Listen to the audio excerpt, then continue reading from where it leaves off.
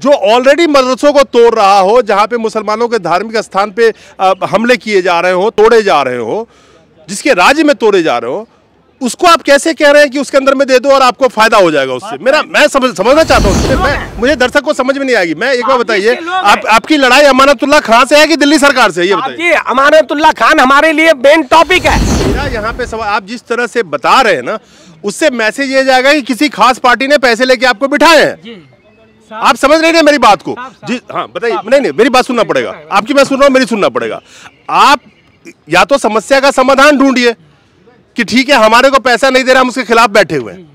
आप कह रहे हैं कि इसको उसके हवाले कर दो। जो जिस उसके की बात कर रहे हैं, वो इसका क्या कर रहा है वो भी आपको पता है। और आप सच्ची और निष्ठा के साथ में अपनी बात कहते हैं, मैं स्वीकार करता हूँ। बिकाऊ नहीं हूँ, मैं बता रहा हूँ, मैं बिकाऊ नहीं हूँ, ठीक है ना। मैं तल्ख से ही क्वेश्चन पूछूंगा और एक तरफा बात करने नहीं देता अपने कैमरे पे किसी को। तो मैं अपने कहे हुए शब्दों पे पलट नहीं रहा हूँ। जब टीवी पे बैठा हुआ एक 5,000 में बिका हुआ मौलाना अपनी बात कहता है, जो पढ़ा लिखा के सिखा के भेजा जाता है, टीवी पे 5,000 वाला मौलाना आपकी कौम को खत्म करने पे तुला हुआ सबसे पहला आदमी वही है। 2014 में जब सबका साथ सबका विकास की बात थी ना, तो मुसलमानों ने भी वोट दिया था उस पार्टी को जिसकी आप बात कर रहे हैं। उस वक्त में ये नफरत की राजनीति नहीं थी। जी। आपको सच्चाई भी स्वीकार करना पड़ेगा। 2014 में मुसलमानों ने ही वोट दिया था उन्हें, तब ये चीजें नहीं थी। दोस्तों नमस्कार, हमारे साथ जो बैठे हुए हैं, आप पहचान तो गए ही होंगे दाढ़ी और टोपी से। आखिरी वक्त जब मैंने इनसे बात करी थी तो ये जंतर मंतर पे बैठे हुए थे, जो इनके धार्मिक स्थानों पे, खासकर मज़ारों पे जो मुजाबिर बैठे होते हैं, उसके खिलाफ ये कह रहे थे कि उसको मैं अपनी भाषा में कहूँ तो धार्मिक स्थानों पर जो जबरन वसूली की जाती है या बदतमीज़ी की जाती है, उसके खिलाफ बैठे थे। और उस वक्त भी मैंने कहा था कि बहुत सारी ऐसी जगह है, इनके मजहब में नहीं और हमारे धर्म में भी बहुत ऐसी जगह है जहाँ पे ये चीज़ें हो रही है। और अभी लेटेस्ट एक वीडियो आया था जो आपने देखा होगा कि एक महिला बहुत चिल्ला रही थी, किस तरह से एक मंदिर के अंदर में पैसे के लिए उनसे ज़बरदस्ती की जा रही थी। तो ये जो बैठे हुए हैं, उसका मकसद उस दिन बहुत अच्छा था और जिसकी मैंने तारीफ़ भी करी थी, आप लोगों ने पसंद भी किया। आज क्यों बैठे हैं मौलवी साहब, बताइए। हम लोग आज यहाँ आए, मैं अनीस अहमद अंसारी मदीना मस्जिद का जिम्मेवार हूँ वजीरपुर में, दिल्ली में। और हम आज ये धरना प्रदर्शन इसलिए कर रहे हैं कि हमें लोग बदनाम करते हैं इस बात पे कि दिल्ली सरकार के माध्यम से जो वक्फ बोर्ड का चेयरमैन है, वो हमको तनख्वाह आपकी भाषा में और उसकी भाषा में नजराना देता है, मगर ऐसा होता नहीं है। जब चुनाव आते हैं तब ये हमें 2 तनख्वाह, 4 तनख्वाह, 5 तनख्वाह, 10 तनख्वाह, 12 तनख्वाह, 18 तनख्वाह जितनी भी डाल देता है, किसी के खाते में इक्वल नहीं आती बराबर। दूसरा, एक वक्फ बोर्ड होता है जिसकी संपत्ति के जरिए आय होती है। अमानतुल्लाह खान ने बहुत अच्छे डिसीजन लिए, बहुत अच्छे काम किए, मगर वो जिसके अधीन काम कर रहा है वो है आम आदमी पार्टी की केजरीवाल की सरकार। एक जगह जाके वो डंप हो जाता है। इसी वक्फ बोर्ड के चेयरमैन को बनाने के लिए 7 मेंबरों की स्वीकृति होती है हर डिसीजन में, और जो नुमाइंदा इस पर साइन करता है वो भारत सरकार का एक IAS ऑफिसर होता है या गजिस्टर्ड ऑफिसर होता है। होता क्या है कि अगर अमानतुल्लाह खान इस केजरीवाल के कहे अनुसार जिस तरह से हमें भ्रमित करता है, बदनाम करता है, तो पता ये चला कि हम अब इससे ये डिमांड कर रहे हैं कि भाई हमारी तनख्वाह ये देनी बंद कर दे तू, क्योंकि गैर मुस्लिम में और दूसरे धर्म में और दूसरे राज्यों में जाके ये कहता है कि इमामों को तनख्वाह हम देते हैं। मैं समझना चाहता हूँ, मैं देखिए ऐसे लोगों को समझ में नहीं आएगी। जो इमामों की तनख्वाह जो दिल्ली सरकार कह रही है हम देते हैं, यही बात कर रहे हैं मौजूदा में केजरीवाल सरकार। आप ये क्या सरकारी रूल है? नहीं सर, ये नियम ये था कि जो पहले वक्फ बोर्ड की जो मस्जिदें थी उनकी संख्या तकरीबन 125 पौने 200 है, उनको तो मिलती थी किसी जमाने से, कदीमी जमाने से वक्फ बोर्ड से मिलती थी, और ये बहुत जमाने से मिलती थी। और अब इसने क्या किया, 1250 मस्जिदों को प्राइवेट का नाम दिया। टोटल दिल्ली की जो मस्जिदें हैं उन सबको नजराना देने लगा था। वक्फ बोर्ड के जो इमाम हैं उनको 18,000 और 14,000 मिलते थे। 2 आदमी होते हैं मस्जिद में, एक मुअज्जिन होता है जो अजान देने का काम करता है, इसके इमाम साहब के ना रहने पे वो आदमी उनकी भूमिका निभाता है, एक तो वो होता है, और दूसरा इमाम साहब खुद होते हैं। तो प्राइवेट जो 1100 कुछ मस्जिद इसने जोड़ी थी, तो पता ये चला कि उनको इसने 14,000 रुपये और 12,000 रुपये अनुदान राशि के रूप में दिए। इससे आवाम में ये मैसेज गया कि भाई इस मस्जिद में, कई मस्जिदों तो अपरंपार है उनके पास पैसा नहीं। फिर यहाँ लोग समझने की कोशिश करेंगे कि अनुदान दिया, नजराना दिया, क्या वो देने को बाध्य है? क्या इसका कोई रिटर्न रूल है? हाँ, इसने सबके सामने आश्वासन दिया था। इसने आश्वासन मौखिक या ब्लैक एंड व्हाइट लिखित में? लिखित में दिया था। और जब तनख्वाह रुक गई थी तो इसने अभी 2 महीने पहले एक जगह पड़ती है पटौदी हाउस, वहाँ पे एक मस्जिद है, उसमें इसने इस्तकबाल किया इसका लोगों ने कि तूने हमारी तनख्वाह देनी चालू की, मगर उसके बाद फिर इसने बंद कर दी और वहाँ पे माफ़ी मांगी कि मैं माजरत चाहता हूँ, अब तुम्हारी तनख्वाह सुचारू रूप से आती रहेगी। तो आई कब? जब इलेक्शन का टाइम अभी था नज़दीक में, एमसीडी की इलेक्शन जब होने वाले चहल पहल शुरू हुई थी, तब इसने तनख्वाह डाली। तो हम सिर्फ इसी इस्तेमाल में रहेंगे, हम इसी इस्तेमाल में रहेंगे कि जब इलेक्शन होगा इसका इंतजार करेंगे। साहब जी एक बात बताओ, जिस शिक्षा नीति की बात कर रहा है ये केजरीवाल, जिस आदमी के माध्यम से ये वर्ल्ड में फेमस हो रहा है, उसी पे एक कलंक और लग चुका है कि दिल्ली में शराब खोरी इसने एक के साथ एक पूरी कर दी। हम इसके झूठे वादे, झूठे कसमों से परेशान है। हिंदू संगठन और सनातन धर्म के लोग ये कहते हैं कि जी इमाम को तनख्वाह केजरीवाल देता है ना? नहीं, मेरा एक सवाल ये है कि उस दौर में जब मौजूदा वक्त चल रहा है, आप जानते हैं किस तरह से देश में राजनीतिक पार्टियां हिंदू मुसलमान कर रही है। जी। उसमें कोई भी राजनीतिक दल हो, उसको कुर्सी चाहिए। कुर्सी के लिए वो बहुसंख्यक की तरफ रुख करता है। आप कह सकते हैं हिंदू की राजनीति वो शुरू करता है। ठीक है। तो उस वक्त में जैसा आप कह रहे हैं, जब वक्त चुनाव का वक्त आता है तो कुछ वोट आपका भी उसको मिल जाए तो वो तनख्वाह देना शुरू कर देता है। अगर रेगुलर देगा तो वो कहेंगे ये तो मुसलमानों की पार्टी हो गई, तो उसकी कुर्सी पे खतरा हो जाएगी, तो वो आपको फिर जो नजराना वजीफा जो आप कहते हैं वो देना बंद कर देता है। तो साहब वो उसने दिया था ना। कोई आदमी अपनी आय को खत्म करने की डिमांड कर सकता है क्या? हम कर रहे हैं, क्योंकि हमको अगर 4 साल में 4 महीने की तनख्वाह मिली, 8 की मिली, 12 की मिली, कितने की भी मिली, उसके बाद तो हम बदनामी सहन कर रहे हैं ना, तो हमारा बंद कर दे। और केंद्र सरकार जो राज्य है, ये दिल्ली सरकार अधीन आता है केंद्र के, यूटी हाँ। और दूसरी बात, ये एलजी साहब इसके मुखिया हैं। ये चुनाव हो या ना हो एमसीडी के, हमें कोई मतलब नहीं, एलजी तो नियुक्त रहेंगे ना।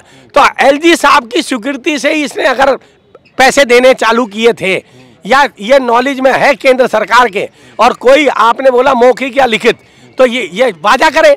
और दूसरा, हम ये खुद अगला जो हमारा स्टेप है वो हम एलजी साहब को लिख के दे के आएंगे कि ये जो हमारे दिल्ली वक्फ बोर्ड है, इस दिल्ली वक्फ बोर्ड को जो सेंटर का अल्पसंख्यक आयोग है केंद्र का बनाया हुआ, वो अपने अधीन कर ले। जब मोदी जी हैं तो सब कुछ मुमकिन है। एक मिनट, यही पे जब मोदी जी हैं सब कुछ मुमकिन है। जो सरकार हिंदू मुसलमान की राजनीति कर रही हो, कहने में कोई गुरेज नहीं है। 80-20 की राजनीति अलग अलग राज्यों में, जैसे उत्तर प्रदेश का आप ये ले लीजिए, जो खासकर मुसलमानों को हाशिए पे बिठा दिया है। हाँ। उससे आप कैसे उम्मीद कर रहे हैं कि उसके अंडर में चला जाए? उसने क्या किया आप मुसलमानों के लिए, ये बताइए मुझे। देखिए मेरी बात सुने, अभी तक केंद्र सरकार जो चुनी हुई है वो उनकी चुनी हुई है जिन्होंने उससे वोट दिया है, तो हितकारी भी वो उन्हीं की रहेगी। या तो मुसलमान उसमें जाने के लिए, उनके हित में जाने के लिए कुछ ऐसे काम करें, वोट दें, मेन चीज़ वोट देंगे तभी तो उनको पता चलेगा। मुसलमान रहता है डिस्कनेक्ट, तो भाई वो उन्हीं की तो करेगा जिसके वोटों से उनकी सरकार बनती है। नहीं, इसमें आपको शायद, ठीक है मैं उस पर आता हूँ। इमाम साहब, क्या लगता है, आप लोग यहाँ मांग कर रहे हैं कि दिल्ली सरकार जो आपसे वादा किया था इमामों से वो अब पूरा नहीं हो रहा है। जो मैं सुन रहा था, आप कह रहे हैं कि ये केंद्र सरकार अल्पसंख्यक आयोग के अंदर में चला जाए, ये सब चला जाए, क्या लगता है इससे समाधान हो जाएगा? देखिए, बात समाधान की नहीं है। हम लोगों ने इन लोगों से तनख्वाह नहीं मांगा था, ये वक्फ बोर्ड वालों ने खुद जो है इमाम लोगों की जो है तनख्वाह बांध दिया। जब बांध दिया तो पहले हमारे काम क्या चल रहा था कि मस्जिद में जो आमदनी है वो मोहल्ले वालों से हुआ करती थी और मोहल्ले वाले पैसे भी देते थे। लेकिन अब जो है ये लोग जो है इन्होंने कह दिया कि मस्जिद के इमाम साहब को, मस्जिद की मौज़िन साहब को दिल्ली वक्फ बोर्ड की तरफ से पैसे मिलेंगे। लेकिन पैसे मिलने का मतलब क्या है कि हम जो है उसको पैसे देंगे। लेकिन उन्होंने शुरू में 1-2 महीने दिया और देने के बाद जो है बंद कर दिया। तो ये आम में जो है ये बात फैल गई कि मस्जिद के इमाम को, मस्जिद की मौज़िन को अब जो पैसे मिल रहा है वो दिल्ली वक्फ बोर्ड की तरफ से मिल रहा है। अब जो है पैसे वहीं से मिल रहा है। अब एक माहौल क्या बन गया, आवाम में क्या फैल गया कि अब वहाँ पे पैसे देने की ज़रूरत क्या है। अब जो है पैसे किस चीज़ की ज़रूरत है, पैसे हम देते थे, इमाम साहब का तनख्वाह उसमें निकलता था, पैसे हम देते थे, मौज़िन साहब का तनख्वाह निकलता था, लेकिन जो है पैसे देके क्या अब ये मरहला पड़ गया है कि अब मस्जिद में भी अगर काम हो तो पैसे नहीं आदमी जो है इकट्ठा करने पा रहे हैं। तो कहने का मतलब ये है कि जो इमाम लोग आज परेशान है, आप पैसे नहीं दे रहे हैं, आप कह रहे हैं कि आमदनी नहीं हो रहे हैं, आप कह रहे हैं कि अमानतुल्लाह खान को परेशान किया जा रहा है। अमानतुल्लाह खान को और वक्फ बोर्ड से क्या मतलब, वहाँ तो हर जो है वहाँ पे जो आदमी काम कर रहे हैं वो हर महीने जो है नहीं इमाम साहब एक मिनट, मैं मुद्दे पे रहता हूँ। मेरा मकसद है कि आप जो राज्य सरकार की एक वादा था कि इमाम को पैसा हर महीने मिलेगा, नजराना जिसको आप कह रहे हैं, नहीं मिल रहा। आप कह रहे हैं जब भी कोई चुनाव का सुगबुगाहट होता है तो 2-4 महीने मिल जाता है। मुद्दे पे रहिए। मुद्दा ये है कि आप कह रहे हैं कि इसको तुम दिल्ली सरकार से हटा के केंद्र सरकार के अंदर में कर दो, मोदी है तो मुमकिन है वहाँ मिल जाएगा। मेरा सवाल सीधा सीधा है, जो ऑलरेडी मदरसों को तोड़ रहा हो, जहाँ पे मुसलमानों के धार्मिक स्थान पे हमले किए जा रहे हो, तोड़े जा रहे हो, जिसके राज्य में तोड़े जा रहे हो, उसको आप कैसे कह रहे हैं कि उसके अंदर में दे दो और आपको फायदा हो जाएगा उससे। मैं समझना चाहता हूँ उस चीज़ को। कहने का मतलब ये नहीं है अगर हम उसे कह रहे हैं कि उसे दे दिया जाए तो ये मतलब नहीं है कि हम सरकार की तरफ से पैसे लेंगे और सरकार अपने जेब से देंगे या दिल्ली सरकार हमें अपने जेब से दे रहा है। नहीं, ये मुसलमानों की जो ज़मीन है, मुसलमानों की जो रकम है, मुसलमानों को जो पैसा है, मुसलमानों की जो है दुकानों से, उन्हीं की संपत्ति से कमाया जा रहा है, ये उन्हीं का तो पैसा है साहिब। हम अगर कह रहे हैं केंद्र सरकार को दे दिया जाए तो इसका मतलब ये नहीं है कि वो भी लेने के बाद वो ऐसे करेगा, उसका मतलब ये नहीं है। उसका मतलब ये है कि वो लेने के बाद जो मुसलमानों की संपत्ति से आप जो पैसे कमा रहे हैं वो पैसे पर हमें रिटर्न दे दिया जाए। वही तो केजरीवाल से हम कह रहे हैं कि आप जो हमें पैसे दे रहे हैं ये अपनी जेब से नहीं दे रहे हैं, आप सरकार के फंड से ये पैसे नहीं दे रहे हैं, ये मुसलमानों ही के तो पैसे दे रहे हैं। फिर भी आप कह रहे हैं कि हमें जो है परेशानी हो रही है, हमारी आमदनी नहीं हो रही है, हमारे ये हो रही है। अगर आपको परेशानी हो रही है, आपको आमदनी नहीं हो रही है, आपको देने में परेशानी हो रहा है, तो आप केंद्र की सरकार के हाथ में दे दे, वही हमें पैसे देगा। हम अच्छी बात बोली आपने। हाँ। लेकिन मेरा यहाँ पे सवाल, आप जिस तरह से बता रहे हैं ना, उससे मैसेज ये जाएगा कि किसी खास पार्टी ने पैसे लेके आपको बिठाए हैं। आप समझ रहे हैं मेरी बात को? जी हाँ, बताइए। नहीं, मेरी बात सुनना पड़ेगा, आपकी मैं सुन रहा हूँ, मेरी सुनना पड़ेगा। आप या तो समस्या का समाधान ढूंढिए कि ठीक है हमारे को पैसा नहीं दे रहा, हम उसके खिलाफ बैठे हुए हैं। आप कह रहे हैं कि इसको उसके हवाले कर दो, जो जिस उसके की बात कर रहे हैं वो इसका क्या कर रहा है वो भी आपको पता है। तो ये तो मैसेज जाएगा ना कि आपको किसी खास पार्टी ने यहाँ बिठाया है, किसी खास पार्टी के खिलाफ में। सर, अगर हम टोपी लगा के, ये टोपी लगा के अमानतुल्लाह के यहाँ जाएं और धरना प्रदर्शन करें तो हमको वाकई में आपकी बात बिल्कुल सही है, हकीकत है कि हमको ये बता दिया जाएगा क्योंकि ये बीजेपी के आदमी हैं, ये कांग्रेस के हैं या ये बिके हुए लोग हैं, दाढ़ी टोपी पे, यही तो शक है। हम उसके यहाँ जाएंगे क्यों? नहीं तो वो हमको क्या करेगा? जैसे मैं चला गया, उसने कह दिया कोई बात नहीं अंसारी साहब, आपके खाते में और आपकी मस्जिद के पैसे चले जाएंगे। आपने अभी कहा है कि कहाँ क्या हो रहा है, असम में, यूपी में, असम में जो हो रहा है, कलकत्ता का मुकदमा आप कानपुर में नहीं लड़ सकते साहब, ये दिल्ली का मामला है। जैसे मैं बात कर रहा हूँ तो हमारे यहाँ और भी तो काबिल लोग हैं, हम ऐसी शब्दावली का कैसे इस्तेमाल कर सकते हैं जिसकी अथॉरिटी हमारे पास है नहीं, ना हम पत्रकार हैं ना वकील हैं। मेरी बात तो सुने, यूपी के अंदर मदरसे को रजिस्ट्रेट कराने की बात की है। अब जो ये काम बहुत पहले हमको करना चाहिए था वो काम यूपी सरकार करा रही है, तो उनकी नीयत ये भी तो होनी चाहिए कि मदरसे बंद कराने के लिए करा रही है या रजिस्ट्रेशन वो करा ना पाए, इतनी फॉर्मेलिटी रख दी जाए और जो ऑलरेडी मदरसे वहाँ रजिस्ट्रेड हैं उन तक को तो तनख्वाह दी नहीं जा रही। तो आपकी बात बिल्कुल ठीक है कि जिस उसकी हम बात कर रहे हैं वो हमारे हक में क्या करेगा। तो मैं बताता हूँ आपको, दिल्ली सरकार अगर जो अधीन है केंद्र के, जब दिल्ली पुलिस जो है वो अधीन है केंद्र के, दिल्ली में भी एनडीएमसी है, एमसीडी है, बहुत सारे महकमे हैं, तो ये जो संपत्तियां हैं जो दिल्ली सरकार का कोई चेयरमैन बनता है, कोई भी, इससे पहले भी उसके बाद जो भी बनेगा, वो अपने जानने वालों को, पहचानने वाले को 99 साल के लिए पट्टा दे देता है। चांदनी चौक की एक दुकान वक्फ बोर्ड की, उसका किराया 300 रुपये, और जो चांदनी चौक में उसके पास वाली दुकान है उसका 1.25 लाख रुपए। तो साहब, अगर अमानतुल्लाह खान ने ये नियत करी थी कि इनका मौजूदा हालात में किराया बढ़ाया जाना चाहिए, तो ये बताइए उसके डिसीजन को काटने वाला केजरीवाल नहीं है। अगर उसकी बात को वो केंद्र के पास जाएगा नहीं, वो LG साहब के पास जाएगा नहीं, क्योंकि उसको अगली बार फिर आम आदमी से वो लेना है। अच्छा, एक बात बताइए मुझे जी। कि आपकी जो ये समस्या है, हाँ। इसके लिए आप गए थे उन लोगों के पास बात करने के लिए, किन्हीं के पास? बहुत बार गए हैं। चिट्ठी वगैरह दी होगी आपने? नहीं, चिट्ठी वगैरह कोई दी? बिल्कुल नहीं। मतलब आपकी जो समस्याएं हैं, हाँ। जो भी आपका जिस वजह से यहाँ बैठे हुए, हाँ। उस वजह को कहीं ब्लैक एंड व्हाइट में कभी दिया, उनको लिख के दिया? मेरी बात सुने साहब, 4 हाथ का चौधरी और 5 हाथ का पंच, जाके घर 6 हाथ है ना, बाकी अंच लगे ना पंच।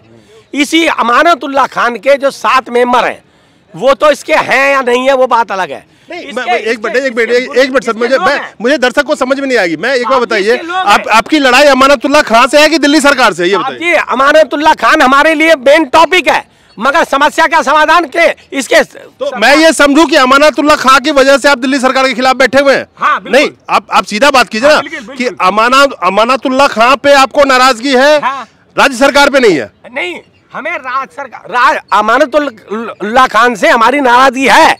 केंद्र उसको, ये राज्य सरकार उसको काम नहीं करने दे रही। हम जब जाते हैं ऑफिस में, उसके वक्फ बोर्ड के ऑफिस जाते हैं बच्चा घर के पास में, तो पता ये चला कि उसने 3-4 मौलाना हमसे भी बढ़िया फर्स्ट क्लास के, जो उसके चेले चपाटे हैं, वो बैठा रखे हैं।